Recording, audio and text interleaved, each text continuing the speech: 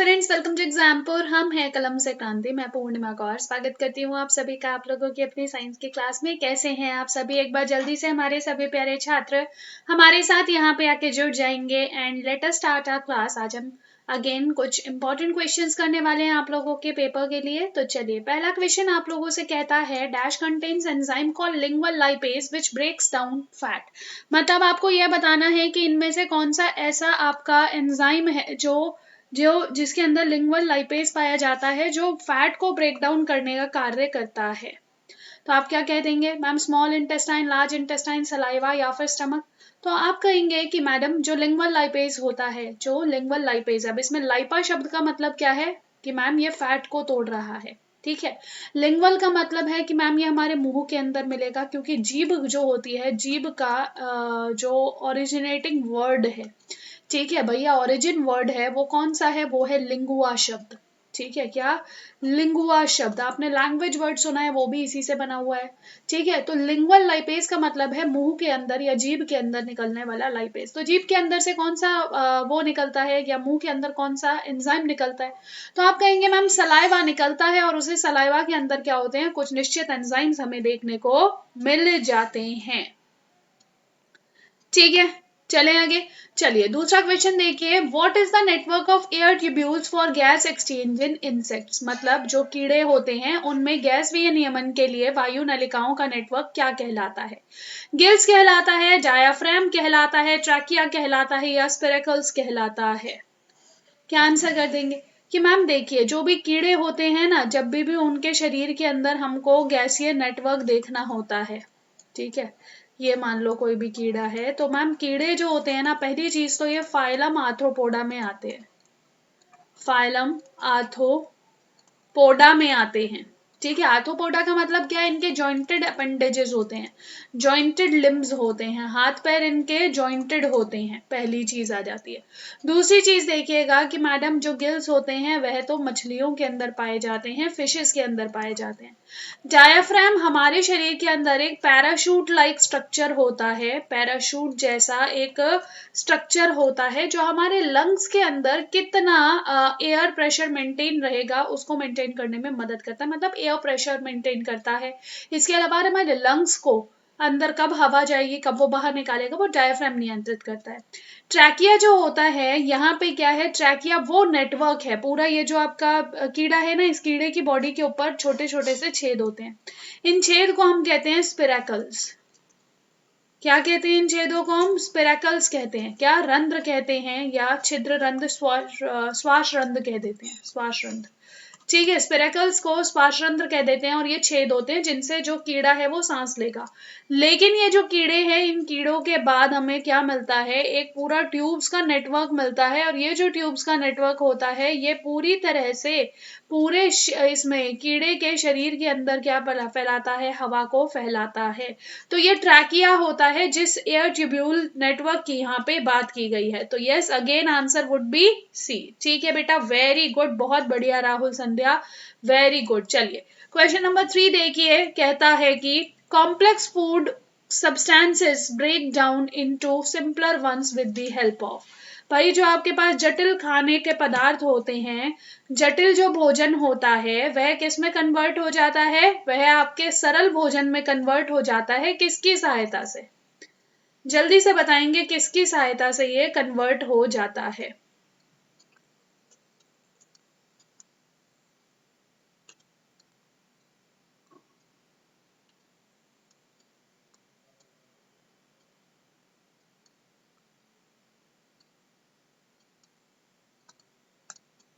क्या आंसर कर देंगे कि मैम देखिए, जब भी हम अपने शरीर में भोजन की बात करते हैं तो हमारे शरीर के अंदर भोजन में क्या क्या होता है? मैम फैट होता है, जिसको लाइपेज नामक एक एंजाइम क्या करता है? फैटी एसिड और ग्लिसरॉल में तोड़ देता है। ठीक है, दूसरी चीज क्या आ जाती है मैम? अपने पास है प्रोटीन। ये प्रोटीन जो होता है ये बहुत सारे अमाइनो एसिड से मिलके बना होता है। तो यहाँ पे पेप्सिन, ट्रिप्सिन, रेनिन, ये सब चीजें क्या करती है? ये सब इस प्रोटीन को अमाइनो एसिड्स में तोड़ देती है। ठीक है, अच्छा, तीसरा चीज आ जाता है मैम कार्बोहाइड्रेट्स। तो ये जितने भी कार्बोहाइड्रेट्स होते हैं इसको हमारा शरीर किसमें तोड़ देता है, अमाइलेज की सहायता से ग्लूकोज में तोड़ देता है। क्यों? क्योंकि ग्लूकोज सबसे ज्यादा सल्यूबल बेसिक सबसे छोटी इकाई हो जाती है कार्बोहाइड्रेट की। तो ये सब क्या है ma'am, lipase, pepsin, trypsin, rennin, amylase, ये सब क्या है मैम, ये सब एंजाइम्स हो जाते हैं। ठीक है, हार्मोन्स भी हमारे शरीर के लिए इंपॉर्टेंट प्रोटीन है और एंजाइम्स भी इंपॉर्टेंट प्रोटीन है। ठीक है, और ये दोनों जो टाइप्स ऑफ प्रोटीन है ये क्या करते हैं, ये बेसिकली अपने अपने निश्चित कार्य करेंगे। जैसे हार्मोन जो है किसी भी अंग की फंक्शनिंग में मदद कर रहा होगा, और जो एंजाइम्स है ये ब्रेक डाउन में मदद करते हैं। ये जो एंजाइम्स है ये कैटलिस्ट की तरह कार्य करते हैं। ठीक है, ये क्या करते हैं, कैटलिस्ट यानी कि उत्प्रेरक की तरह कार्य करते हैं। जबकि अगर मैं हार्मोन्स की बात करूं, ये मैसेंजर का कार्य करते हैं। किस भाई, बिस्मिल का संदेश पहुंचाना है ना। ठीक है, बिस्मिल का संदेश पहुंचाना है कि भैया कौन से अंग को अब क्या काम करना है। ठीक है, तो ये चीज ध्यान रखिएगा।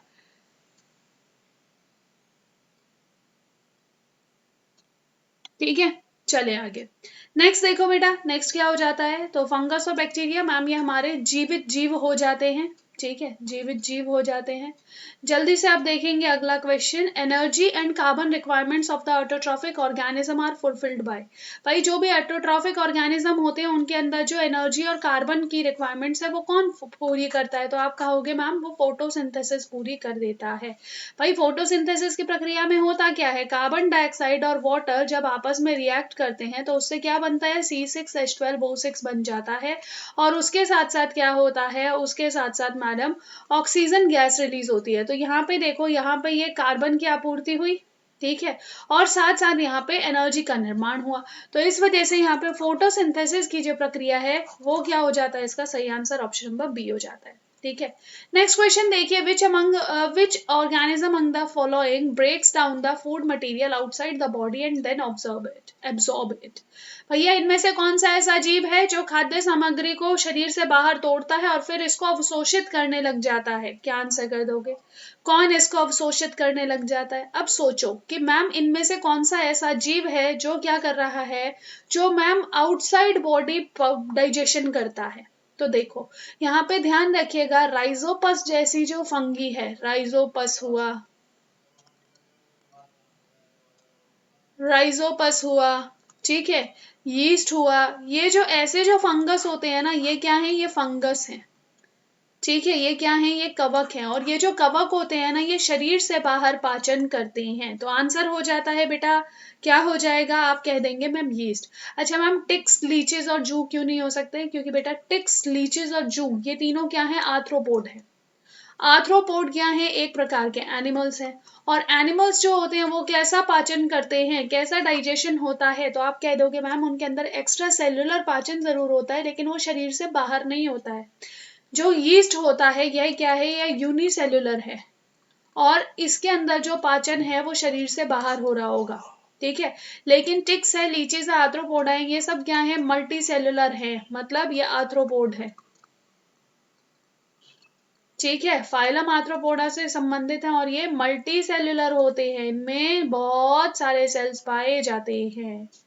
ठीक है, ध्यान रखोगे। चले आगे, नेक्स्ट क्वेश्चन देखिए बेटे, the sound of the thunder is heard much later than the flash of the light seen, why this is shown. भाई देखो ऐसा सोचो, व्हाई दिस इज सो होना चाहिए वैसे, या okay sorry, what does this show, इससे क्या पता चलता है। देखो बहुत ध्यान से देखो, एक खरगोश है और एक कछुआ है। ठीक है, एक खरगोश है और एक कछुआ है। जो खरगोश है बेटा वह क्या करता है, वह आप लोगों का 3 × 10⁸ मीटर/सेकंड की स्पीड से दौड़ता है। ठीक है, और कछुआ कैसे दौड़ रहा है, 330 मीटर/सेकंड की स्पीड से दौड़ रहा है। अब आप मुझे बताओ दोनों में से कौन जीतेगा। बेटा देखो इसकी स्पीड कितनी है, 3 लाख किलोमीटर पर सेकंड। 1 सेकंड में वो 3 लाख किलोमीटर दौड़ जाता है और ये 1 सेकंड में 330 मीटर दौड़ रहा है। तो आप क्या कहोगे मैम, दोनों में से कौन दौड़ेगा पहले, तो आप कहोगे मैम दोनों में से तो ऑब्वियसली बात है कि खरगोश ही जीतेगा, है ना। क्या होगा यहाँ पे, तो खरगोश ही जीतेगा। ठीक है, तो यहाँ पे क्या हो जाएगा मैम, यदि यहाँ पे खरगोश ही जीतेगा तो इसका मतलब क्या है, अगर हम यहाँ पे ये स्पीड देखे, ये किसकी स्पीड है? कहोगे मैम ये तो लाइट की स्पीड हो जाती है। अच्छा, ये जो दूसरी हमने देखी ये किस चीज की स्पीड है? ये साउंड की स्पीड है। तो अब आप बताइए इनमें से क्या बात सत्य हो सकती है? पहली चीज, ठीक है।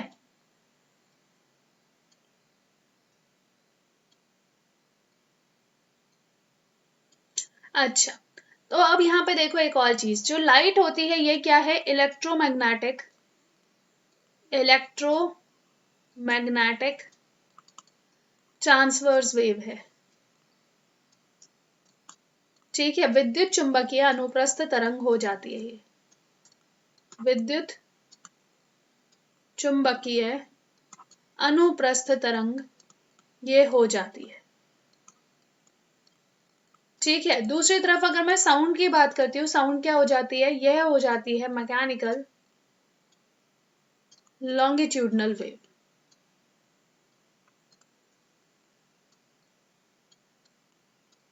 ठीक है। क्या हो जाती है? मैकेनिकल लॉन्गिट्यूडनल वेव हो जाती है। अब यहाँ पे बहुत ध्यान से दो चीजें समझिएगा बच्चे, बहुत ध्यान से दो चीजें समझिएगा। मैकेनिकल का मतलब है मैम इसको चलने के लिए ना बीच में से माध्यम की आवश्यकता होती है, नीड्स मीडियम फॉर प्रोपगेशन, चलने के लिए किसी माध्यम की आवश्यकता है। और लॉन्गिट्यूडनल का मतलब है मैम डायरेक्शन ऑफ मोशन और डायरेक्शन ऑफ वाइब्रेशन एक दूसरे के पैरेलल होती है, ठीक है। ये हम किसकी बात कर रहे हैं? ये हम बात कर रहे हैं साउंड की, ये हम बात कर रहे हैं साउंड की, ठीक है। तो खैर इस पहले तो इस क्वेश्चन का ही आंसर दूं और उसके बाद फिर ये दो चीजों के बारे में मुझे आपको कुछ इंपॉर्टेंट चीज बतानी थी, वो मैं आपको बताऊंगी अभी।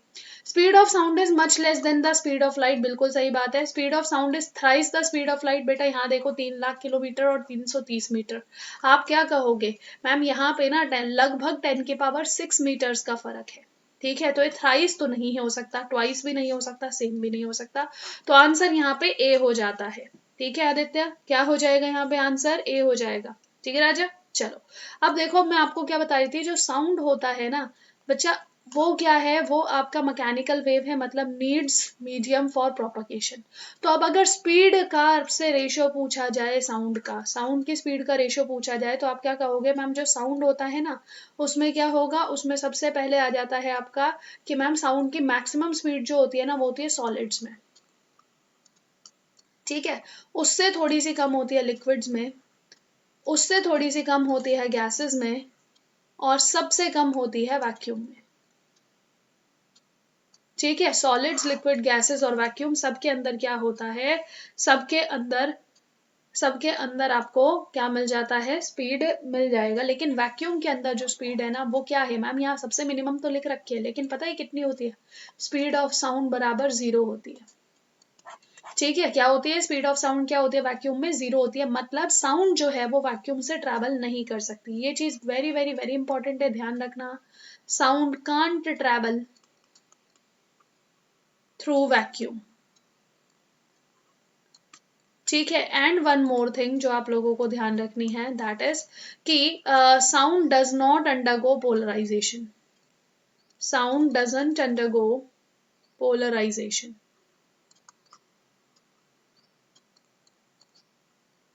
ठीक है। जो ध्वनि है वह पोलराइजेशन यानी कि ध्रुवीकरण के अंदर भी, ध्रुवीकरण उसके अंदर नहीं हो सकता है। क्यों? क्योंकि ध्रुवीकरण की जो प्रक्रिया होती है, जो पोलराइजेशन की प्रक्रिया होती है, वह सिर्फ और सिर्फ किसके अंदर होती है? ट्रांसवर्स वेव्स के अंदर होती है, जबकि ये तो क्या है? ये आपकी ट्रांसवर्स वेव नहीं होती है, ठीक है। चलिए नेक्स्ट क्वेश्चन देखिए। नेक्स्ट क्वेश्चन क्या आ जाता है बच्चे? नेक्स्ट क्वेश्चन आप लोगों से कहता है कि which bacterium is responsible for peptic ulcers. अब देखो, कुछ कुछ क्या होते हैं? कुछ bacteria are good for your health, good bacteria और बैड बैक्टीरिया।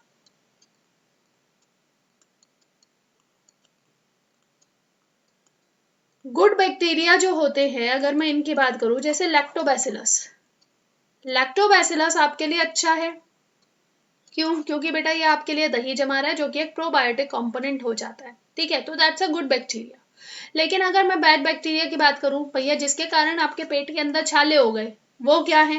वो आपके लिए बैड बैक्टीरिया हो जाता है। तो अब आपको हमको ये बताना है इनमें से कौन सा जो है बैड बैक्टीरिया हो जाता है आपके शरीर के लिए।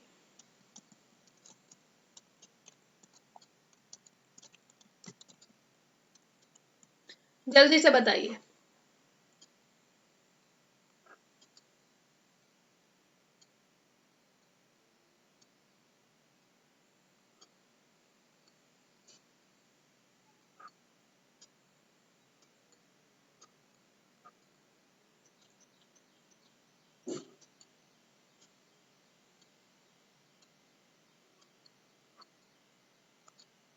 सी। बेटा ये मैंने आप लोगों को थ्योरी लेक्चर्स में करा रखा है। खैर चलिए, तो यहाँ पे देखो क्या हो जाता है मैम, पेप्टिक अल्सर्स जो होते हैं ये क्या है, ये हेलिकोबैक्टर पाइलोरी नामक बैक्टीरिया के कारण होते हैं। इसके अलावा पेप्टिक अल्सर्स जो होते हैं ये एसिड्स के कारण भी हो सकते हैं, एसिड की अधिकता के कारण भी हो सकते हैं। ठीक है, जो आपके HCl के कारण होता है। ठीक है, ध्यान रखना। तो ये भी चीज है, दो कारण हो सकते हैं पेप्टिक अल्सर के, लेकिन अगर बैक्टीरिया पूछा जाए तो हेलिकोबैक्टर पाइलोरी इसके लिए रिस्पॉन्सिबल होता है। अच्छा मैम, जो गुड बैक्टीरिया बैड बैक्टीरिया होते हैं तो डिजीज कॉज करते हैं, लेकिन गुड बैक्टीरिया मैम एक तो डाइजेशन में मदद करते हैं। ठीक है, गुड बैक्टीरिया क्या करते हैं, वर्क लिख देती हूँ मैं यहाँ इसके। तो यहाँ ध्यान रखना, गुड बैक्टीरिया आपका पाचन में मदद करते हैं, पाचन में सहायक, नंबर 1। नंबर 2 क्या हो जाता है, नंबर 2 हो जाता है कि ये जो गुड बैक्टीरिया होता है बेटा, यह क्या करेगा, यह कुछ निश्चित विटामिन को भी प्रोड्यूस करता है, प्रोड्यूसेस विटामिन लाइक B12। ठीक है, B12 जैसे विटामिन को भी प्रोड्यूस करने का ये कार्य करता है। नेक्स्ट क्वेश्चन देखिए, barium nitrate is used in signal फ्लेयर्स and fireworks that Burns in bright dash colour. जल्दी से बताइए क्या आंसर हो जाएगा। बेरियम नाइट्रेट का उपयोग सिग्नल फ्लेयर्स और आतिशबाजी में किया जाता है जो चमकीले डैश रंग में जलते हैं। सोचिएगा, बेरियम नाइट्रेट, बेरियम जो होता है वो कैसा रंग देने का कार्य करता है मैम, ग्रीन कलर देने का कार्य करता है। बेरियम का कोई भी सॉल्ट ले लीजिए। ठीक है, तो यहाँ पे क्या होगा, ये ग्रीन कलर देने का कार्य करता है। ब्लू कलर किसके कारण आ जाता है, कोबाल्ट या कॉपर के कारण आ जाता है। नेक्स्ट देखिए, ऐसा यूनिट फॉर फ्रीक्वेंसीज, आवृत्ति के लिए ऐसा इकाई क्या हो जाती है, ओम है, हर्ट्ज है, वोल्ट है या जूल है। आंसर क्या कर देंगे मैम, जूल सॉरी हर्ट्ज हो जाती है। ओम किसकी इकाई है, ये हो जाती है रेजिस्टेंस यानी कि प्रतिरोध की इकाई, रेजिस्टेंस यानी कि प्रतिरोध की इकाई। ठीक है, वोल्ट किस चीज की हो जाती है, ये हो जाती है विभवांतर की इकाई, विभवांतर यानी कि पोटेंशियल डिफरेंस की इकाई, पोटेंशियल डिफरेंस की इकाई। जूल किस चीज की इकाई हो जाती है, तो आप क्या कह देंगे मैम, जो जूल होता है ना वह इकाई होती है किस चीज की, एनर्जी की।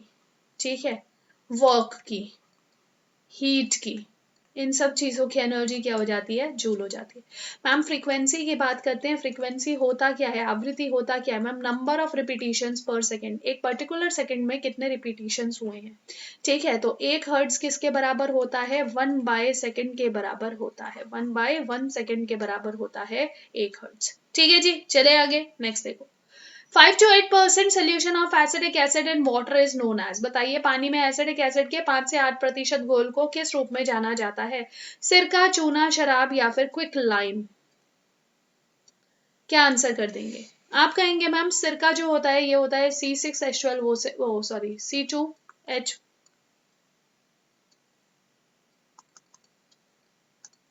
CH3COH in water. ठीक है, तो 5 से 8% CH3COH ये क्या होता है, इन वाटर विनेगर होता है।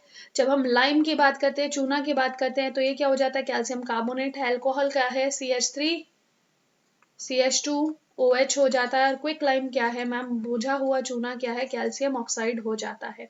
ठीक है, तो यहाँ पे हर चीज को आप लोग यहाँ पे ध्यान रखेंगे। नेक्स्ट देखिए, which of the following house hold items contain sulphuric acid. बताइए इनमें से किस में सल्फ्यूरिक एसिड पाया जाता है, टूथपेस्ट में, सिरका में, बैटरी में या मक्खन में। टूथपेस्ट, सिरका, बैटरी या फिर मक्खन। तो आप आंसर क्या कर देंगे मैम, किस घरेलू वस्तु में सल्फ्यूरिक एसिड होता है, तो आप कह देंगे मैम जो बैटरी होती है ना उसके अंदर क्या होता है, उसके अंदर 68% सल्फ्यूरिक एसिड होता है, और बाकी जो बचा कुचा है वह क्या है, वह आपके पास लगभग 32% इसके अंदर वाटर होता है, वो भी डिस्टिल्ड। ठीक है, तो ये चीज ध्यान रखिएगा, जो हमारे घर में बैटरी इस्तेमाल होती है उसको हम लेड एसिड बैटरी कहते हैं। ठीक है, क्या कहते हैं, लेड एसिड बैटरी कहते हैं। अच्छा, बैटरी का सिंबल क्या होता है, जल्दी से मुझको बताओ, बैटरी का सिंबल क्या होता है मैम, एक बड़ी लाइन और एक छोटी लाइन। ठीक है, ये एक सेल का सिंबल है। और अगर मैं यहाँ पे मोर देन वन सेल बना दूं, ठीक है, अगर मैं यहाँ पे मोर देन वन सेल बना दूं, ठीक है, तो इसको हम लोग क्या कह देते हैं, इसको हम लोग सर्किट में बैटरी कह देते हैं। ठीक है, नेक्स्ट देखिए, in animal cells which of the following are cells garbage disposable.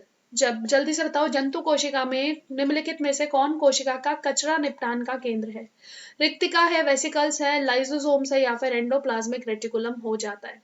क्या आंसर कर देंगे, इनमें से क्या जो होता है वह गार्बेज डिस्पोजेबल इकाई हो जाती है।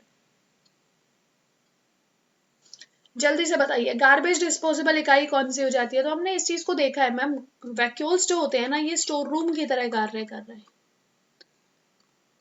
ठीक है, वेसिकल्स क्या है? ये वो पैकेट्स हैं जिनको गिफ्ट करा जाना है, जिसको इधर से उधर, ट्रांसपोर्टेशन पैकेट है ये।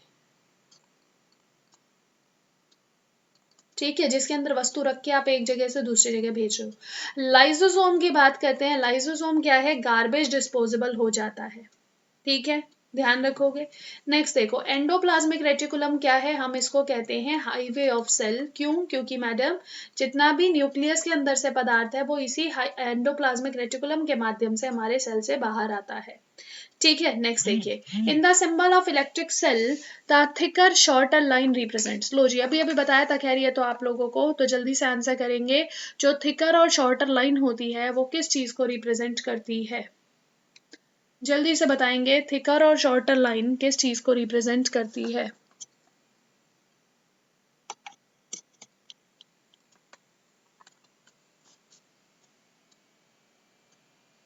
क्या आंसर कर देंगे? मैम देखो, थिकर और शॉर्टर लाइन, ठीक है, मोटी और छोटी लाइन, तो मोटी और छोटी लाइन किस चीज को रिप्रेजेंट करती है मैम? नेगेटिव टर्मिनल को रिप्रेजेंट करती है। और बड़ी और पतली लाइन आप लोगों की क्या दिखाती है? पॉजिटिव टर्मिनल को दिखाती है। ठीक है, नेक्स्ट देखिए, which of the following is used as a preservative. इनमें से किसका इस्तेमाल जो है हम एक प्रिजर्वेटिव के रूप में इस्तेमाल करते हैं, परिरक्षक के रूप में इस्तेमाल करते हैं, खाने को लंबे समय तक स्टोर करके रखने का काम करते हैं। तो देखो, सॉल्ट हुआ, शुगर हुआ, विनेगर हुआ, ऑयल हुआ। ठीक है, क्या हो जाता है? ऑयल हो जाता है। इसके अलावा यदि हम लोग बात करें और किस चीज की, यदि हम लोग बात करें आपके सोडियम बेंजोएट की, सोडियम बेंजोएट, बेंजोइक एसिड, ये सब क्या है? ये सब आप लोगों के प्रिजर्वेटिव्स हैं। तो अगर मैं इसमें से बात करूं, यहाँ पे सोडियम क्लोराइड क्या है? ये आपका प्रिजर्वेटिव हो जाता है। क्या हो जाता है? प्रिजर्वेटिव हो जाता है। ध्यान रखोगे? ध्यान रखोगे? Okay okay okay, D D D, ठीक है, बहुत बढ़िया। नेक्स्ट देखो, identify the alloy among which of the following, among the following which is a lead component. बस जल्दी से बताएंगे, इनमें से कौन सा एक लेड का कंपोनेंट हो जाता है? जल्दी से बताइए, लेड का एक कंपोनेंट कौन सा हो जाता है?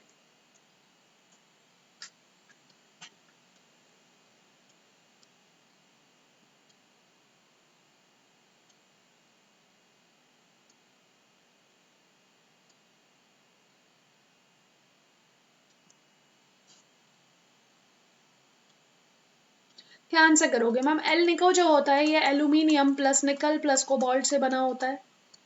सोल्डर जो होता है ये टिन प्लस लेड से मिलके बना है।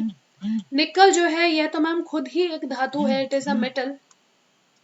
ठीक है, कॉन्स्टेंटिन किससे बना है? कॉपर प्लस निकल से मिलके बना है। तो अगर हम यहाँ पे देखें, आपसे क्या चीज पूछी है मैम? लेड होना चाहिए। लेड एटॉमिक नंबर 82 होता है। ठीक है, मोस्ट स्टेबल हैवी कंपाउंड हो जाता है ये। और सोल्डर जो होता है इसके अंदर 50% हम लोगों को क्या मिल जाता है? लेड मिल जाता है। तो इसलिए आंसर क्या हो जाएगा? सोल्डर हो जाएगा। ध्यान रखोगे, इसी को आप टांका भी कहते हो। ठीक है, इसी को आप टांका भी कह देते हो। ठीक है बच्चे, चलो। तो निकल खुद एक मेटल है। बच्चे आप याद करो ना, हमने क्या देखा था? हम लोग वो देखते हैं ना कि सक टीवी करमन फीको निकूजन, है ना, साइंस टीचर विनीता कुमारी मांगे फीस। तो 21 से लेके 30 वाली जो लाइन है, 21 से 30 वाली जो लाइन है आपकी पीरियड 4 की, ठीक है, तो उसके अंदर क्या है? सक टीवी करमन फीको निकूजन। तो यहाँ देखो, ये जो निकल है ये क्या है? एटॉमिक नंबर 28 है। ठीक है, तो ये तो खुद ही एक धातु है जो बच्चे निकल आंसर कर रहे हैं। ध्यान रखेंगे इस चीज को। ठीक है, इसीलिए तो आपको पूरा पीरियोडिक टेबल हम लोग याद कराते हैं। ठीक है, नेक्स्ट देखो, विच among the following is a ruminant animal. बताइए, इनमें से कौन सा एक जुगाली करने वाला जानवर है? घोड़ा है, गधा है, हिनो है, अच्छा हेन है, मुर्गी है या फिर गाय है? क्या आंसर कर देंगे मैम? जो गाय होती है ना, ये जुगाली करती है। ठीक है, हमने अच्छे से देखा, वो सारा खाना खा जाती है, फिर उसके बाद अपने मुंह के अंदर दोबारा अंदर घुसाया हुआ खाना वापस आता है उसका, और उसको वो लगातार चबाती रहती है ताकि उसका पाचन कर सके। नेक्स्ट देखो, cinnabar is the ore of which of the following metal. बताइए जरा, इनमें से सिनाबार किसका एक और हो जाता है? जल्दी से बताएंगे। सिनाबार किसका एक और हो जाता है बच्चे, यहाँ ध्यान रखना कि यह जो है ना एक सल्फर का, सल्फाइड का और हो जाता है। तो अब आप मुझे ये बताएंगे कि बाकी मतलब इसमें से आंसर क्या हो जाएगा।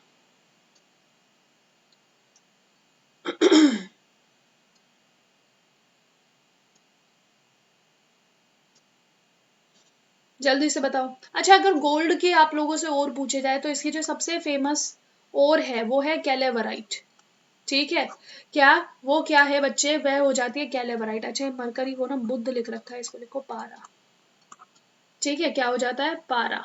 चलो नेक्स्ट देखो। अच्छा, पारा, पारे की कौन सी और हो जाती है, तो आप क्या कह दोगे कि मैम जब भी हम पारे की बात करते हैं तो पारे की ही और है सिनाबार। ठीक है, तो आप सभी बच्चों ने सही आंसर किया है। अच्छा मैम, अगर हम प्लैटिनम की आंसर करें तो यहाँ पे ध्यान रखना कूपराइट। कूपराइट जो होती है ना, यह क्या है, यह आप लोगों की मतलब कॉपर के जो भी आपके ओर्स होते हैं ना, वो क्या है, वहां पे आपको मुख्य रूप से क्या मिल जाएगा, वहां पे आपको मुख्य रूप से आपको मिल जाता है ये प्लैटिनम। ठीक है, लेकिन अगर मैं यहाँ पे बात करूँ तो प्लैटिनम हुआ, इरिडियम हुआ, रुबीडियम हुआ, ठीक है, रोडियम हुआ, ये सब चीजें ना आप लोगों को किस में मिल जाती हैं, इरार साइट में मिल जाती है। तो ये ध्यान रखना, अगर कभी, वैसे तो आप लोगों से प्लैटिनम वेटिनम पूछा नहीं जाता है। ठीक है, वैसे तो आप लोगों से पूछा नहीं जाता है। ठीक है जी, तो इतना आई थिंक सो आप याद रख लोगे। ठीक है, और मरकरी, अच्छा ये जो प्लैटिनम की ये जो कूपराइट है ना, यह भी क्या है, यह भी प्लैटिनम सल्फाइड ही है। मतलब यहाँ पे भी इसका रिएक्शन जो है वो सल्फर के साथ ही हुआ है। अच्छा, अगर आपसे कोई गैलियम की ओर्स पूछ ले तो आप लोग बता सकते हैं। अच्छा, गैलियम की एक और प्रॉपर्टी मैंने आप लोगों को बताई है। ठीक है, मैंने आप लोगों को गैलियम की प्रॉपर्टी बताई है, कौन सी, कि मैडम ये एक ऐसी धातु है, ठीक है, ये एक ऐसी धातु है जो हथेली पर पिघलती है।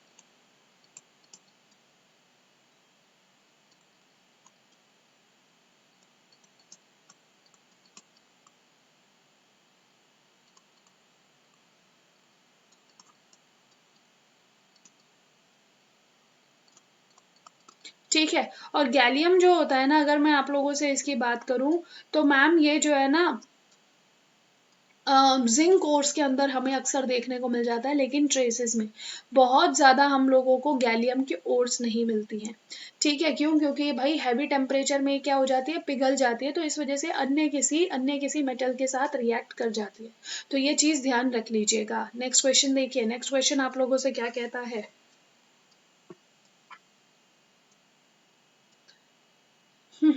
नवीन, कोई बात नहीं बेटा, यहाँ पे देखो अगले क्वेश्चन का आंसर करो। What is the melting point of ice at sea level at normal atmospheric pressure at 45 degree latitude. भैया 45 डिग्री लैटिट्यूड की बात कर रहे हैं। ठीक है, अच्छा यहाँ पे क्या है, सी लेवल पे मेल्टिंग पॉइंट ऑफ आइस पूछा है, तो मेल्टिंग पॉइंट ऑफ आइस क्या हो जाता है, आप कह दोगे ma'am melting point of ice हो जाता है 0 डिग्री सेल्सियस। यहाँ पे तो सेल्सियस तो पूछ नहीं रखा है ना, सेल्सियस में तो पूछ नहीं रखा, तो सेल्सियस के बजाय यहाँ पे क्या दे रखा है, कैल्विन दे रखा है। तो 0 डिग्री सेल्सियस कितने कैल्विन के बराबर है, 273.15 कैल्विन के बराबर होता है। तो यहाँ पे आंसर क्या हो जाएगा, 273.16 इसका सही आंसर आ जाता है। ठीक है, हाँ, चले आगे। नेक्स्ट देखो, which causative agent causes the disease of malaria. बताइए इनमें से किसके कारण मलेरिया नामक रोग हो जाता है, किसके कारण मलेरिया नामक रोग हो जाता है, विषाणु, बैक्टीरिया, कवक या परजीवी। तो आप आंसर क्या करेंगे मैम, मलेरिया जो होता है ना, ये प्लाज्मोडियम नामक प्रोटोजोआ के कारण होता है, प्रोटोजोआ के कारण होता है। ठीक है, अच्छा ये जो प्लाज्मोडियम प्रोटोजोआ है इसको आपके शरीर में कौन लेकर आता है, तो कहना मैम फीमेल एनोफिलस मछलिया, फीमेल एनोफिलस मॉस्किटो जो होती है वो क्या करती है, वो इस मलेरिया को आपके शरीर के अंदर लेकर आती है। ठीक है, नेक्स्ट चीज क्या आ जाती है कि मैम ये जो मलेरिया है किसको हमारे सबसे ज्यादा प्रभावित करता है, तो स्प्लीन को, आरबीसी को, लीवर को, ये सबसे ज्यादा प्रभावित करता है। ठीक है, तो ये एक पैरासिटिक रोग हो जाता है। कैसा रोग हो जाता है बेटा, पैरासिटिक रोग हो जाता है। क्यों, क्योंकि प्रोटोजोआ एक प्रकार का पैरासाइट है। ठीक है, ध्यान रखोगे। नेक्स्ट देखिए, हाँ राजा बोलो बेटा। नेक्स्ट देखो, proboscis gland for excretion is present in the phylum dash. उत्सर्जन के लिए उत्सर्जन के लिए सूंड ग्रंथि फाइलम डैश में मौजूद होती है, मतलब बताइए कि कौन से फाइलम में प्रोबोस्किस ग्लैंड मौजूद है, आर्थ्रोपोडा में, पोरीफेरा में, मोलस्का में या हेमिकॉर्डेटा में। अब आंसर क्या करेंगे कि मैम जो हेमिकॉर्डेटास होते हैं, अगर हम इनकी बात करें, इनके जीवन काल में किसी एक समय पर नोटोकॉर्ड मौजूद होती है। Notochord is present in any या एट एनी वन स्टेज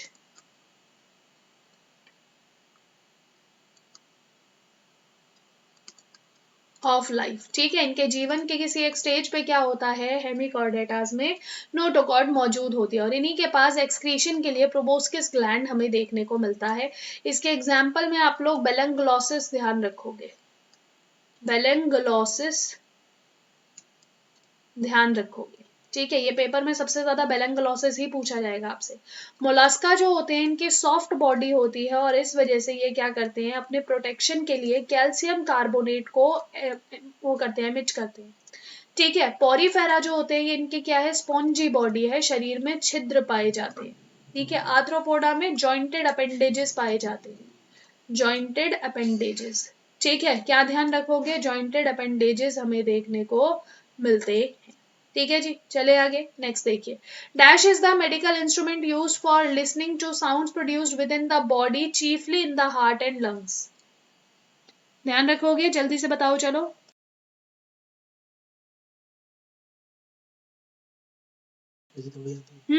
चलो जल्दी से बताएंगे। मैम मेरी फोन की बैटरी डेड होने वाली है। बहुत बढ़िया बेटा, तो कोई बात नहीं, फोन चार्जिंग लगाओ। ठीक है, चलो जल्दी से बताओ, जल्दी से बताओ, जल्दी से बताओ।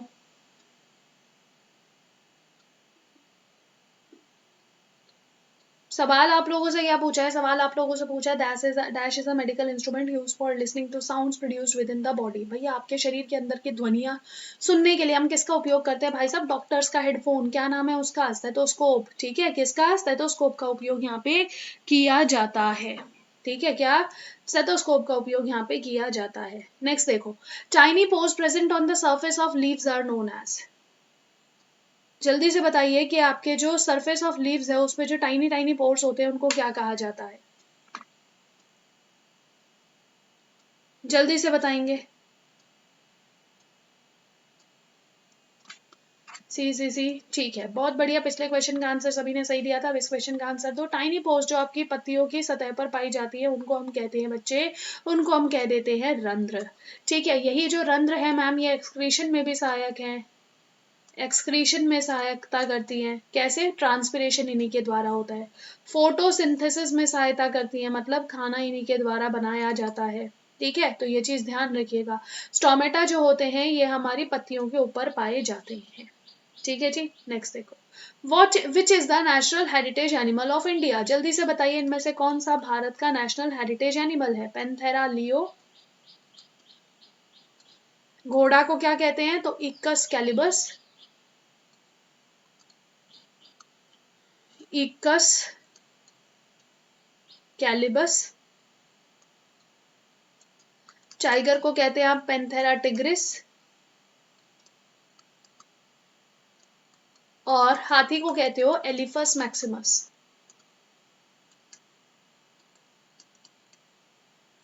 तो आप लोग क्या कह देंगे मैम, नेशनल हेरिटेज एनिमल कौन है, तो आप क्या कह देंगे मैम, कहेंगे कि मैम जो पैंथेरा लियो था ना, ये हमारा नेशनल एनिमल था बिफोर 1972। ठीक है, घोड़ा जो है ये ना तो नेशनल एनिमल है ना नेशनल हेरिटेज एनिमल है। पैंथेरा टिग्रिस हमारा आज के टाइम का नेशनल एनिमल है, लेकिन एलिफेंट जो हो जाता है ना, ये नेशनल हेरिटेज एनिमल हो जाता है। ठीक है, नेक्स्ट देखो।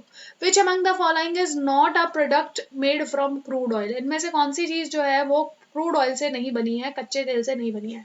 एस्फॉल्ट यानी कि डामर, भाई साहब जिसको जो है रोड्स पे बिछाया जाता है, काले रंग का जो पदार्थ है चिपचिपा सा। एंथ्रासाइट, एंथ्रासाइट बेस्ट कोयला होता है, बेस्ट कोल है। जिसके अंदर मैक्सिमम परसेंटेज ऑफ कार्बन मिलता है, 90+% ऑफ कार्बन हमें यहाँ देखने को मिलता है। नेक्स्ट आ जाता है डीजल और गैसोलीन। अगर हम देखें यहाँ पे मैम, कोयला जो है ना, कोयला का निर्माण की प्रक्रिया कच्चे तेल से बिल्कुल डिफरेंट होती है।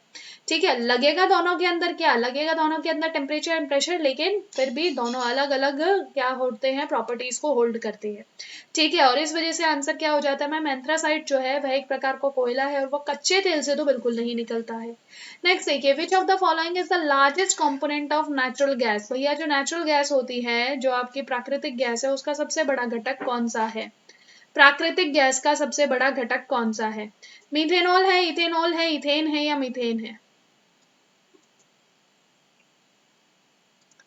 जल्दी से बताएंगे, मीथेनॉल, इथेनॉल, मीथेन या फिर इथेन, क्या आंसर कर देंगे? कि मैम देखिए, जब भी हम नेचुरल गैस की बात करते हैं ना, तो नेचुरल गैस के अंदर हमें सबसे ज्यादा क्या देखने को मिलती है? सबसे ज्यादा हमें देखने को मिलती है मीथेन। कौन सी गैस मिलेगी? सबसे ज्यादा मिलेगी हमको CH4, यानी कि मीथेन हमें देखने को मिल जाती है। ठीक है, कौन सी मिल जाती है? मीथेन हमें देखने को मिल जाती है। लगभग 60% से ज्यादा हम लोगों को क्या मिलता है? लगभग 60% से ज्यादा हम लोगों को मीथेन देखने को मिलेगी। ठीक है, जो क्या करेगी, जो आप लोगों का नेचुरल गैस का कंपोनेंट बनाती है। ठीक है जी, चलें आगे। नेक्स्ट देखो, मिनरल कार्नाटाइट। अच्छा, हमने आंसर मार्क कर लिया, मीथेन इसका सही आंसर हो जाता है। नेक्स्ट देखो, खनिज कार्नाटाइट महत्वपूर्ण स्रोत है किसका? जल्दी से बताओ, जल्दी से बताओ, जो कार्नोटाइट है वो किसका एक महत्वपूर्ण स्रोत हो जाता है? ठीक है, डी डी डी डी।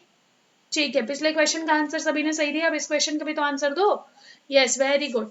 कार्नोटाइट जो होता है, ये एक ऐसा मिनरल है जो किस चीज का, जो यूरेनियम का मुख्य स्रोत हो जाता है। किसका? यूरेनियम का मुख्य स्रोत हो जाता है। यूरेनियम का अन्य स्रोत एक और है, वो है पिच ब्लेंड।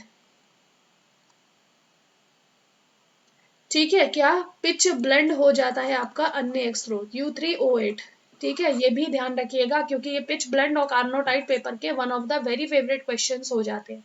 नेक्स्ट देखिए, इनमें से कौन से विटामिन को आप सियानोकोबालामीन भी कहते हो? जल्दी से बताएंगे, सियानोकोबालामीन किसको कहा जाता है? सियानोकोबालामीन किसको कहा जाता है? Vitamin B1, B6, B12, B3, सबके नाम लिख लो। B1 को क्या कहते हैं? इसको कहते हैं राइबोफ्लेविन, सॉरी थायमिन।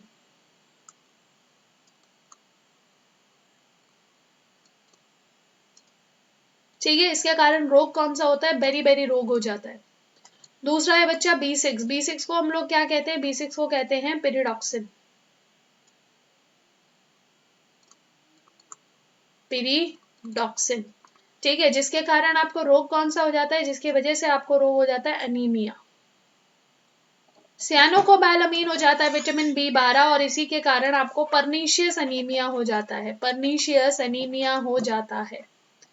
ठीक है, क्या हो जाता है? परनीशियस अनीमिया हो जाता है। B3 क्या है? ये है निहासिन या फिर निकोटिनामाइड, और इसके कारण आपको पेलाग्रा का रोग हो सकता है।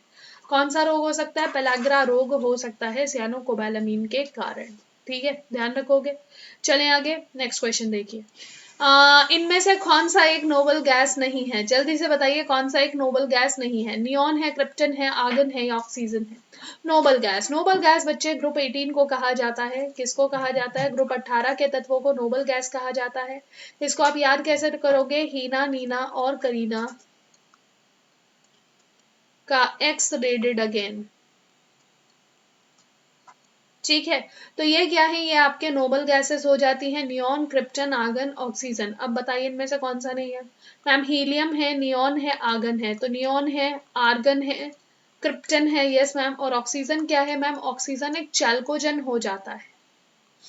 ऑक्सीजन क्या हो जाता है? एक चैल्कोजन हो जाता है, जो क्या करता है? जो ओर प्रोड्यूसिंग है, जो अयस्क बनाता है। ठीक है, तो इसी वजह से हम इसको चैल्कोजेंस की कैटेगरी में डालते हैं। और oxygen is not a, oxygen is not a, oxygen is not a noble gas. ठीक है, ध्यान रखोगे। नेक्स्ट देखिए, for immunity against which of the following diseases BCG vaccine given. बताइए, किस रोग के प्रतिरोधक क्षमता के लिए BCG का टीका दिया जाता है? अस्थमा, चिकन पॉक्स, पोलियो या फिर तपेदिक? अच्छा, मुझे एक चीज और बताओ, ये जो नोबल गैसेस होती है मैम, ये मेटल है कि नॉन मेटल है? जल्दी से बताइए, वेदर दे आर मेटल्स और नॉन मेटल्स। क्या आंसर करेंगे? वेदर दे आर मेटल्स और non metals. Asthma, chicken pox, polio और ट्यूबरक्लोसिस, इनमें से क्या आंसर हो जाएगा? कहेंगे मैम बीसीजी तो जो होता है इसका फुल फॉर्म है बैसिलस कैलेमेट ग्यूरिन। बैसिलस कैलेमेट ग्यूरिन, ठीक है, बैसिलस कैलेमेट ग्यूरिन बीसीजी होता है और ये ट्यूबरक्लोसिस यानी कि टीबी के लिए अगेंस्ट हमें इम्यूनिटी प्रदान करता है। नेक्स्ट देखिए, kwashiorkor disease occurs due to severe deficiency of dash in the body. बताइए शरीर में डैश की कमी के कारण क्वाशियोरकर नामक रोग हो जाता है। तो देखो अगर आपके शरीर में ना क्वाशियोरकर या मरासमस, ये दो प्रकार के रोग होते हैं प्रोटीन की कमी के कारण। मरासमस में क्या इंसान मरा मरा सा हो जाता है, ठीक है, ऐसे करके याद रखना है, ठीक। तो बेसिकली इंसान मरा मरा सा हो जाता है। बच्चों के अंदर ये रोग सबसे ज्यादा होते हैं दोनों ही। और इसमें क्या होगा, इसमें जो बच्चा है उसमें एक तो प्रोटीन की कमी होगी प्लस एनर्जी की भी कमी होगी, उसमें कार्ब्स की भी कमी होगी, कार्बोहाइड्रेट्स की भी कमी होती है, ठीक है। तो दोनों ही चीजों की यदि कमी हो रही है तो वो मरासमस से पीड़ित होता है। लेकिन अगर खाली प्रोटीन की कमी है तो उसको क्वेश्योरकर नामक रोग हो जाता है। कितना हो जाता है? क्वाशियोरकर नामक रोग हो जाता है। मैम विटामिन के की कमी से क्या होता है? विटामिन के की कमी से हिमोलिसिस हो सकता है, मतलब हेमरेज हो सकता है, ठीक है। कैल्शियम की कमी से आपकी वीक बोन्स हो जाती हैं, वीक बोन्स, ठीक है। आयरन की कमी से आपको एनीमिया हो सकता है और प्रोटीन की कमी से क्वेश्योरकर या मरासमस हो जाता है, ठीक है बेटा। नेक्स्ट देखो, what is the full form of LED? LED का फुल फॉर्म क्या है? Linear emergency device, light emitting diode, liquid emitting display या लाइट एमिटिंग डिवाइस। आप क्या कह दोगे मैम? लाइट एमिटिंग डायोड जो होता है वो एलईडी का फुल फॉर्म हो जाता है, जो यहाँ पे सेमीकंडक्टर्स का उपयोग करता है। किसका उपयोग करता है? सेमीकंडक्टर्स का उपयोग करता है, ठीक है। चलिए नेक्स्ट देखो, इनमें से कौन सा ग्लैंड जो है कॉर्टिसोल नामक एक हार्मोन प्रोड्यूस करता है, जिसको हम अक्सर स्ट्रेस हार्मोन के रूप में जानते हैं? थायराइड ग्रंथि, पिट्यूटरी ग्लैंड, एड्रिनल ग्लैंड या पीनियल ग्लैंड? जल्दी से बताओ।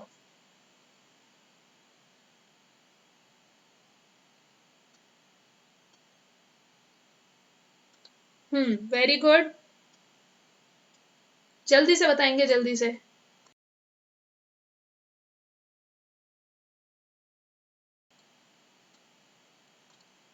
हाँ जी, स्ट्रेस हार्मोन क्या कह देंगे मैम? स्ट्रेस हार्मोन जो होता है ना एड्रिनल ग्रंथि के माध्यम से निकलता है। किससे निकलता है? एड्रिनल ग्रंथि के द्वारा आपका ये स्ट्रेस हार्मोन निकलता है, ठीक है। और ये जो एड्रिनल ग्रंथि है यही हमारे शरीर के अंदर के, हाँ भैया जिस टाइम पे हमें स्ट्रेस हो रहा है ना उस चीज को कंट्रोल करने में भी मदद करती है। आपको याद होगा फाइट एंड फ्लाइट हार्मोन भी इसी ग्रंथि से निकलता है। नेक्स्ट देखिए, which among the following tissue is the protective tissue in animal body? मानव शरीर के अंदर कौन सा ऊतक एक सुरक्षात्मक ऊतक हो जाता है? सुरक्षात्मक ऊतक कौन सा है? मस्कुलर टिश्यू है, नर्वस टिश्यू है, कनेक्टिव टिश्यू है, एपिथेलियल टिश्यू है? तो ध्यान रखना, मानव शरीर के अंदर जो ग्रुप ऑफ सेल्स होते हैं वो चार प्रकार के टिश्यू बनाते हैं, चार प्रकार के ऊतक बनाते हैं। कौन कौन से चार प्रकार के ऊतक बनाते हैं? सबसे पहला आ जाता है कनेक्टिव टिश्यू, ठीक है। कनेक्टिव टिश्यू का मतलब क्या? जैसे आपकी बोन्स हो गई, जैसे आपका ब्लड हो गया, ठीक है, ये सब क्या है? ये सब आपके कनेक्शन का काम कर रहे हैं। दूसरा आ जाता है आपका नर्वस टिश्यू, जो नर्व्स होती हैं वो आपका नर्वस टिश्यू कहलाती हैं, ठीक है। फिर उसके बाद अगर हम आप लोगों से बात करें, आपका आ जाता है एपिथेलियल टिश्यू, जो क्या करता है? जो आपके शरीर में आउटर कवरिंग का कार्य करता है, ठीक है, एपिथेलियल। और लास्ट कौन सा आ जाता है? लास्ट आ जाता है आपका मस्कुलर टिश्यू, ठीक है। तो अगर हम देखें यहाँ पे ये चारों ही क्या है? चारों ही आपके टाइप्स ऑफ टिश्यूज हो जाते हैं। लेकिन अगर हम देखें प्रोटेक्शन का कार्य कौन कर रहा है? एपिथेलियल यहाँ पे कार्य करता है प्रोटेक्शन का, ठीक है। तो यहाँ पे ध्यान रखिएगा, जो टिश्यू है, टिश्यू का अध्ययन क्या कहलाता है? टिश्यू का अध्ययन कहलाता है आपका हिस्टोलॉजी। क्या कहलाता है? हिस्टोलॉजी कहलाता है टिश्यू का अध्ययन, ठीक है। अच्छा एक और चीज मैम, ये जो हमारे संयोजी ऊतक होते हैं इसमें हमारा ब्लड और बोन्स है, जो सबसे ज्यादा आपके पेपर में पूछा भी जाता है, ठीक है। तो ब्लड भी और बोन्स भी कनेक्टिव टिश्यू हो जाते हैं। नेक्स्ट देखिए, which disease is caused by the protozoa parasite of leishmania species? बताइए लिशमैनिया स्पीशीज के प्रोटोजोआ पैरासाइट के द्वारा इनमें से कौन सा रोग होता है? मतलब लिशमानिया के कारण कौन सा रोग होता है? आपको सीधा यह बताना है लिशमानिया के कारण कौन सा रोग होता है? चिकनगुनिया, मलेरिया, काला आजार या पोलियो? चिकनगुनिया, मलेरिया, काला आजार या फिर पोलियो? क्या आंसर कर दोगे? कौन सा रोग हो जाता है? चिकनगुनिया, मलेरिया, काला आजार या पोलियो? तो क्या कहेंगे मैम, चिकनगुनिया जो होता है ना, यह हमारे को एक वायरस के कारण हो रहा है। मलेरिया जो है यह हमारे को एक प्रोटोजोआ के कारण हो रहा है जिसका नाम है प्लाज्मोडियम। तो ये तो मैडम आंसर नहीं हो सकता। ठीक है, अच्छा नेक्स्ट है काला आजार। काला आजार को हम लिशमैनियासिस या दमदम बुखार भी कहते हैं।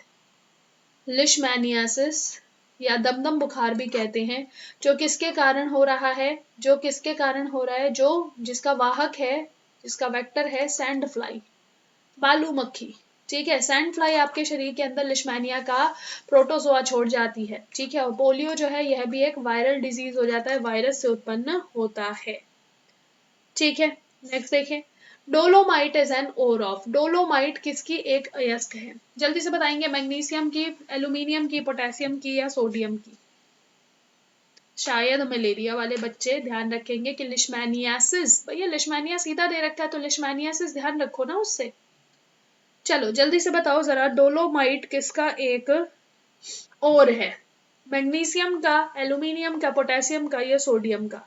तो ध्यान रखना, डोलोमाइट जो होता है ना, ये मैग्नीशियम कार्बोनेट, कैल्शियम कार्बोनेट होता है। ठीक है, तो या तो आपके पेपर में मैग्नीशियम ऑप्शन में मिलेगा या कैल्शियम मिलेगा, दोनों चीजें एक साथ कभी नहीं मिलेंगी। तो यहाँ ध्यान रखना, डोलोमाइट जो है ये मैग्नीशियम और कैल्शियम का क्या होता है? कार्बोनेट होता है या और होता है। ठीक है, अच्छा एक और चीज ध्यान दे दीजिए, यहाँ पे देखो क्या आपको यहाँ ऑक्सीजन मिल रहा है? ऐसे ही जब हमने पिच ब्लेंडे देखा था तब हमने देखा था U3O8, ऐसे ही जब हमने वो देखा था सिनाबार देखा था, HCS, HGS देखा था। ठीक है, तो अगर आप बहुत ध्यान से देखो इन सब में, ये सब क्या है? ऑक्सीजन और सल्फर, ये सब क्या है? ये सब मैम ग्रुप नंबर 16 के एलिमेंट्स है, यानी कि ये चैल्कोजेंस है, इसीलिए तो उनको चैल्कोजेंस कहा जाता है। नेक्स्ट देखो, calaverite calaverite is a telluride mineral containing dash. अच्छा जल्दी से बताओ, जो कैलेवराइट होता है ये किसका एक और है? ये मैंने अभी थोड़ी देर पहले ही आप लोगों से डिस्कस किया था कि कैलेवराइट किसका एक और हो जाता है? जिंक का, गोल्ड का, सिल्वर का या कॉपर का? तो क्या आंसर करोगे मैम? जो कैलेवराइट होता है ना, ये गोल्ड का एक और होता है। ठीक है, किसका और होता है? गोल्ड का एक और होता है। नेक्स्ट देखिए, पृथ्वी की ठोस परत में धातुओं की प्रचुरता की दृष्टि से लोहा किस स्थान पर आता है? सेकंड पे, फर्स्ट पे, फोर्थ पे या थर्ड पे? सेकंड, फर्स्ट, फोर्थ या फिर थर्ड? क्या आंसर कर देंगे कि मैम हमने देखा था, ओ साई कैल्शियम ना मांगे कोई, कैल्शियम ना मांगे कोई।